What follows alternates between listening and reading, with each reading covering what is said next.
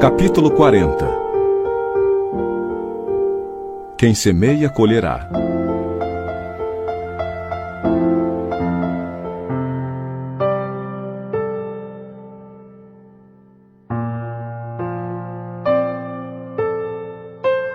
Eu não sabia explicar a grande atração pela visita ao departamento feminino das câmaras de retificação.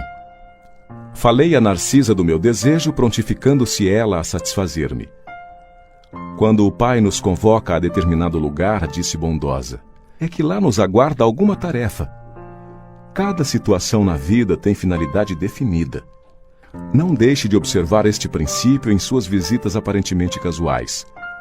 Desde que nossos pensamentos visem à prática do bem, não será difícil identificar as sugestões divinas. No mesmo dia, a enfermeira acompanhou-me à procura de Nemésia, prestigiosa cooperadora naquele setor de serviço. Não foi difícil encontrá-la.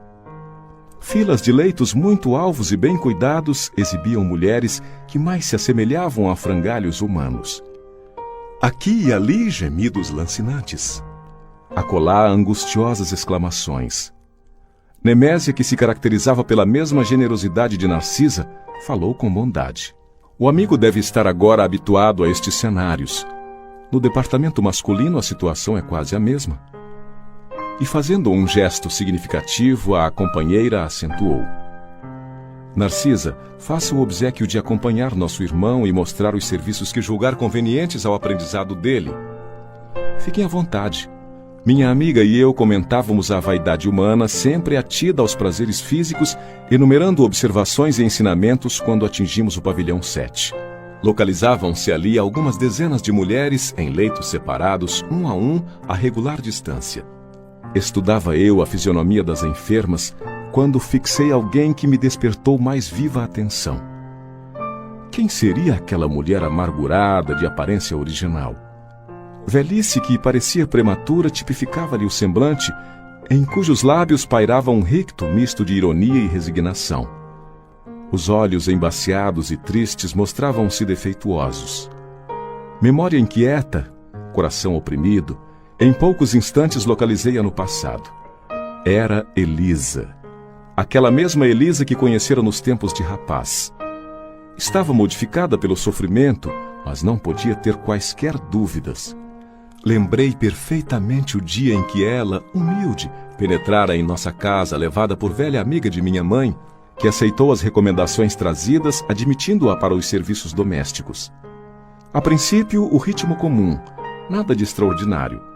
Depois, a intimidade excessiva de quem abusa da faculdade de mandar e da condição de servir alguém. Elisa pareceu-me bastante leviana, e quando a sós comigo comentava sem escrúpulos certas aventuras da sua mocidade, agravando com isso a irreflexão de nossos pensamentos. Recordei o dia em que minha genitora me chamou a conselhos justos. Aquela intimidade, dizia, não ficava bem. Era razoável que dispensássemos à serva generosidade afetuosa, mas convinha pautar nossas relações com sadio critério. Entretanto, estouvadamente, levara eu muito longe a nossa camaradagem. Sob enorme angústia moral, abandonou Elisa mais tarde a nossa casa, sem coragem de me lançar em rosto qualquer acusação. E o tempo passou, reduzindo o fato em meu pensamento a episódio fortuito da existência humana. No entanto, o episódio, como alguma coisa da vida, estava também vivo. À minha frente tinha Elisa agora vencida e humilhada. Por onde vivera a mísera criatura tão cedo atirada a doloroso capítulo de sofrimentos? Donde vinha? Ah, naquele caso não me defrontava o Silveira perto de quem pudera repartir o débito com meu pai. A dívida agora era inteiramente minha. Cheguei a tremer envergonhado da exumação daquelas reminiscências, mas, qual criança ansiosa de perdão pelas faltas cometidas, dirigi-me a Narcisa, pedindo orientação. Eu mesmo me admirava da confiança que aquelas santas mulheres me inspiravam. Talvez nunca tivesse coragem de pedir ao ministro Clarencio as elucidações que pedira à mãe de Lísias, e possivelmente outra seria minha conduta naquele instante se tivesse Tobias a meu lado. Considerando que a mulher generosa e cristã é sempre mãe, voltei-me para a enfermeira confiando mais que nunca. Narcisa, pelo olhar que me endereçou, parecia tudo compreender. Comecei a falar, contendo o pranto, mas, a certa altura da confissão, penosa, minha amiga obtemperou. Não precisa continuar. Adivinho o epílogo da história. Não se entregue a pensamentos destrutivos. Conheço o seu martírio moral de experiência própria. Entretanto, se o Senhor permitiu que reencontrasse agora esta irmã, é que já o considera em condições de resgatar a dívida. Vendo a minha indecisão, prosseguiu. Não tema. Aproxime-se dela e reconforte-a. Todos nós, meu irmão, encontramos no caminho os frutos do bem ou do mal que semeamos. Esta afirmativa não é frase doutrinária, é realidade universal. Tenho colhido muito proveito de situações iguais a esta. Bem-aventurados os devedores em condições de pagar.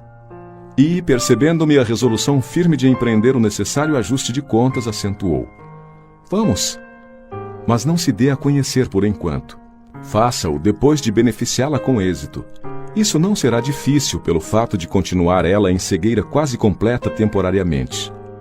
Pelas forças que a envolvem, noto-lhe a triste característica das mães fracassadas e das mulheres de ninguém. Aproximamo-nos. Tomei a iniciativa da palavra confortadora.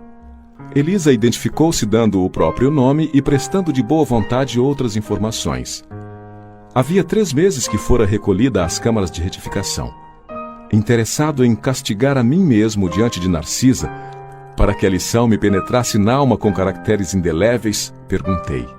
E sua história, Elisa? Deve ter sofrido muito. Sentindo a inflexão afetuosa da pergunta, sorriu muito resignada e desabafou. Para que lembrar coisas tão tristes? As experiências dolorosas ensinam sempre, objetei. A infeliz, que apresentava profunda modificação moral, meditou alguns momentos como quem concatenava ideias e falou. Minha experiência foi a de todas as mulheres doidivanas que trocam o pão bendito do trabalho pelo fel venenoso da ilusão. Nos tempos da mocidade distante, como filha de um lar paupérrimo, vali-me do emprego em casa de abastado comerciante, onde a vida me impôs imensa transformação. Esse negociante tinha um filho, tão jovem quanto eu, e depois da intimidade estabelecida entre nós, quando toda a reação de minha parte seria inútil, esqueci criminosamente que Deus reserva o trabalho a todos os que amem a vida sã, por mais faltosos que tenham sido, e entreguei-me a experiências dolorosas que não preciso comentar. Conheci de perto o prazer, o luxo, o conforto material, e em seguida o horror de mim mesma, a sífilis, o hospital, o abandono de todos, as tremendas desilusões que culminaram na cegueira e na morte do corpo. Errei muito tempo em terrível desespero, mas um dia tanto roguei o amparo da Virgem de Nazaré, que mensageiros do bem me recolheram por amor ao seu nome, trazendo-me a esta casa de abençoada consolação. Comovidíssimo até às lágrimas, perguntei. E ele, como se chama o homem que a fez tão infeliz? Ouvi-a então pronunciar meu nome e de meus pais. E você o odeia? Indaguei acabrunhado. Ela sorriu tristemente e respondeu. No período do meu sofrimento anterior, amaldiçoava-lhe a lembrança, nutrindo por ele um ódio mortal. Mas a irmã Nemésia modificou-me. Para odiá-lo, tenho de odiar a mim mesma. No meu caso, a culpa deve ser repartida. Não devo, pois, recriminar ninguém. Aquela humildade sensibilizou-me. Tomei-lhe a destra sobre a qual, sem que o pudesse evitar, rolou uma lágrima de arrependimento e remorso. Ouça, minha amiga, falei com emoção forte. Também eu me chamo André e preciso ajudá-la. Conte comigo doravante. E sua voz, disse Elisa ingenuamente, parece a dele. Pois bem, continuei comovido. Até agora não tenho propriamente uma família em nosso lar, mas você será aqui minha irmã do coração. Conte com o meu devotamento de amigo. No semblante da sofredora, um grande sorriso parecia uma grande luz. Como lhe sou grata, disse ela, enxugando as lágrimas. Há quantos anos ninguém me fala assim, nesse tom familiar, dando-me o consolo da amizade sincera. Que Jesus o abençoe. Nesse instante, quando minhas lágrimas se fizeram mais abundantes, Narcisa tomou-me as mãos maternalmente e repetiu. Que Jesus o abençoe.